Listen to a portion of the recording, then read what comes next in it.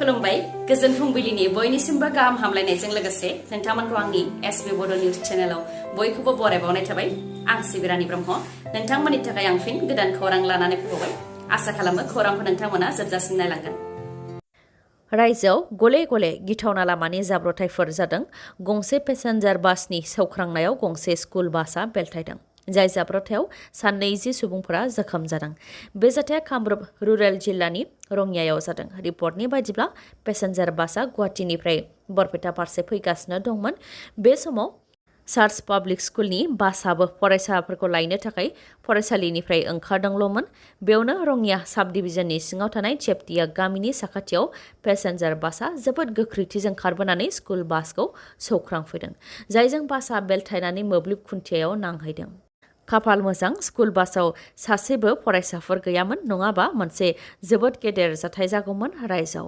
School बासआव फरायसाफोर गैयामोनब्लाबो बास सालायग्राजों लोगोसे हेन्डिमेन दंमोन जेराव बिथांमोनहाबो जोबोद गोब्राब जखम जानो गोनां जादों गुबुन फारसेथिं सौख्रांफैनाय पेसेन्जार बासआव थानाय सुबुंफोराबो जखम जादों बे जाब्रबथाय जानायाव गासै सा 20 सुबुंफोरा जखम जानो गोनां जादों गाम्बारि बिल समबाय समितिनि बिसायख'थिखौ फिन खुंफिननांगौनि दाबि बिसायख'थियाव बेले-बेजे जानायनि अजद होनानै बिसायख'थिखौ खुंफिननांगौनि दाबि खालामदों अजद होनाय बायदिब्ला भटार लिस्टआव गोरोन्थि जादों सा 300निफ्राय 350सो रायजो राजाफोर जायफोरना रेशन कार्ड दं बिथांमोननि मुङा भटारनि लिस्टआव फैयाखै जायनि थाखाय बिथांमोना भट होनो मोनाखै गासै भट होग्राफोरा सा 2600 बेनि मादाव सा 350सोआनो भटखौ होनो मोनाखै होननानै फोरमायथिदों आरो बियो सेक्रेटारिनि गोरोन्थिनि थाखायनो जानो मोन्दों सेक्रेटारिया गावनि गोसो बायदियै भटारफोरनि लिस्टखौ बानायदों जेरावनाखि सिगांनि लिस्टआव सा 350सोनि मुङा भटार लिस्टआव दंमोन नाथाय गोदानै लिस्ट बानायफिननायाव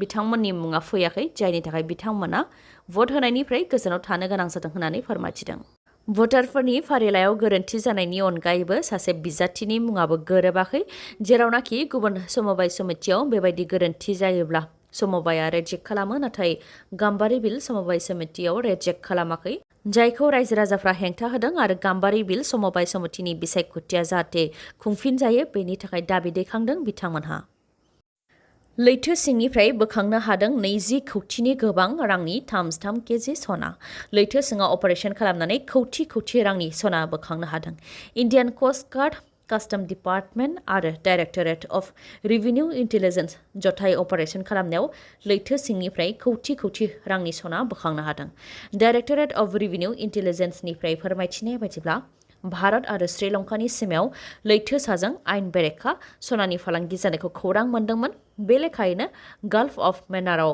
इन्डियान कस्ट गार्ड कास्टम डिपार्टमेन्ट आरो डाइरेक्टरेट अफ रेभिनिउ इन्टेलिजेन्स जयैनो अपारेशन खालामदोंमोन जेराव लैथोआव ना सारग्रा गंनै नावखौ हमनो हादोंमोन बे नावनि मादाव गंसे नावनिफ्रायनो आयेन बेरेखा फालांगि खालामग्राफोरा सनाखौ लैथोआव गारहरदोंमोन बेखौनो लैथो सिङाव अपारेशन खालामनानै 33 केजि सनाखौ बोखांफिननो हादों जायनि बेसेना 20 कौटिनि गोबां जागोन होननानै मिथिहोदों गवालपारानि गंसे हटेलाव देहा फालांगि जानायनि खौरां मोननानै पुलिसआ सिग्रोमफैनानै 5 सुबुंफोरखौ हमदों रायजो राजाफ्रा फोरमायथिनाय बायदिब्ला गवालपारानि दस्ति नोगोराव थानाय फर सिजन हटेलाव गोलाव समनिफ्रायनो देहा फालांगि सोलिबोदोंमोन सानसेयाव 5निफ्राय 10सो आइजोफोरा बे हटेलाव फैनानै देहा फालांगि खालामफैयो होननानै मिथिहोदों आरो लाइमोनफोरा गुबुन गुबुन जायगानिफ्राय फैयो जेराव मेघालयनिफ्रायबो फैयो होननानै फोरमायथिदों जाय खौरांखौ पुलिसनो मिथिहोनाय जादोंमोन आरो पुलिसआबो स्रोद खौरांनि सायाव बिथा खालामनानै गवालपारानि दस्ति नगराव थानाय फर सिजन हटेलाव रेड खालामफैदोंमोन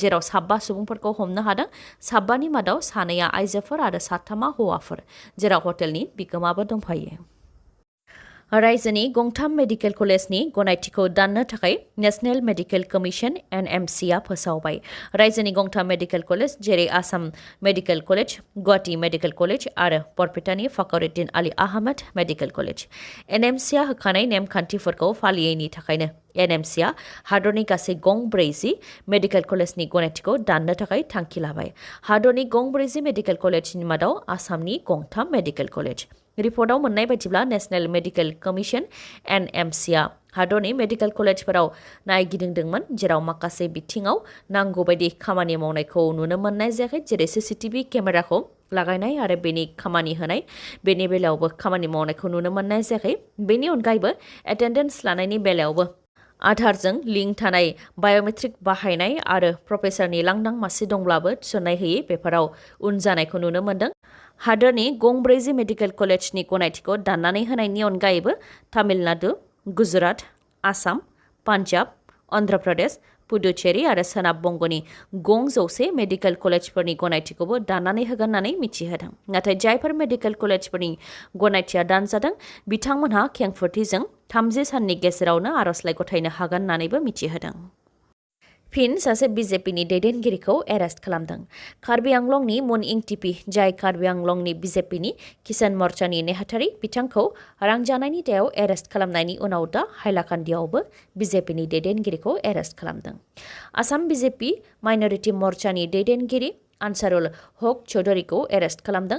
सोरखारि साख्रि होनायनि मुङाव गोबां सुबुंफोरनिफ्राय रां जाख्ल'नायनि केसावनो आनसारुल हक चौधुरीखौ एरेस्ट खालामदों। मख'नो गोनांदि मुन इंटिपि बिथाङाबो डक्टर हेमन्त बिश्व शर्मा आरो कार्बि आंलं अट'नमास काउन्सिलनि chief executive member Tuliram Ronghang बिथांनि मुं लानानै सोरखारि साख्रि होनायनि मुङाव कौटि रां लानायनि दायाव मुन इंटिपिखौ एरेस्ट खालामदोंमोन।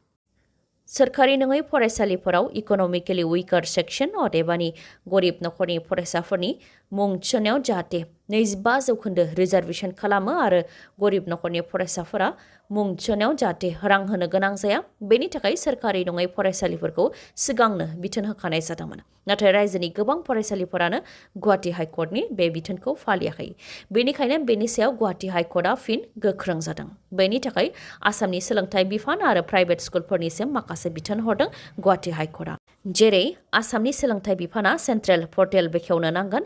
फैगौ एकाडेमिक इयारनि सिगांनो बे पर्टेलखौ बानायनो नांगोन, जेराव एडमिशननि गासै डिटेल्सखौ पर्टेलाव दिन्थिनो नांगोन आरो एफिडेभिट फाइलबो होनो नांगोन।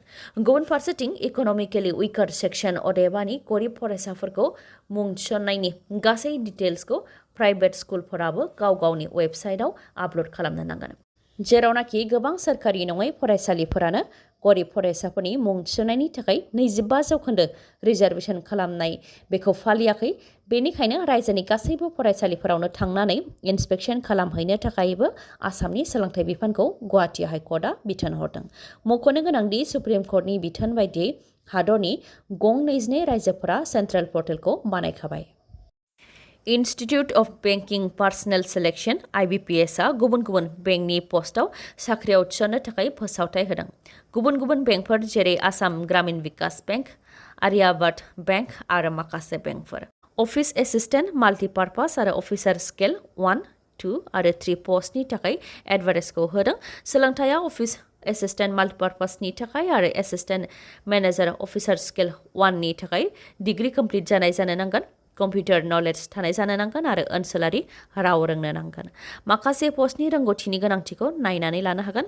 बैसोआ अफिस एसिस्टेन्ट माल्टिपार्पासनि थाखाय 1 जुन 2023 आव 18 निफ्राय 28 बोसोर बैसोनि जानाय जानो नांगोन आरो अफिसार स्केल 1 नि थाखाय 18 निफ्राय 30 बोसोर बैसोनि जानाय जानो नांगोन।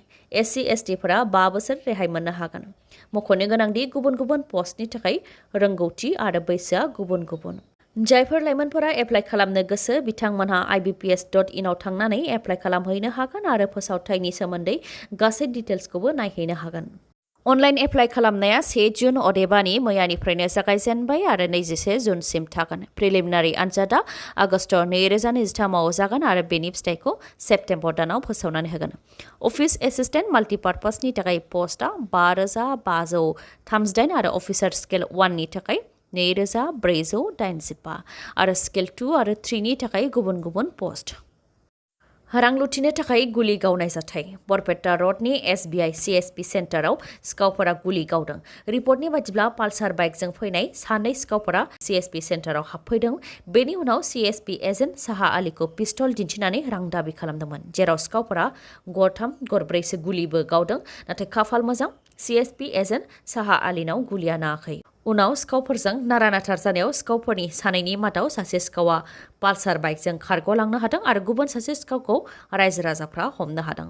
हमजानाय सिखावनि मुङा साजल हक, जायखौ हमनो मोननायनि उनाव रायजो-राजाफ्रा बुग्लिदों आरो पुलिसनि आखायावबो गथायनानै हरदों।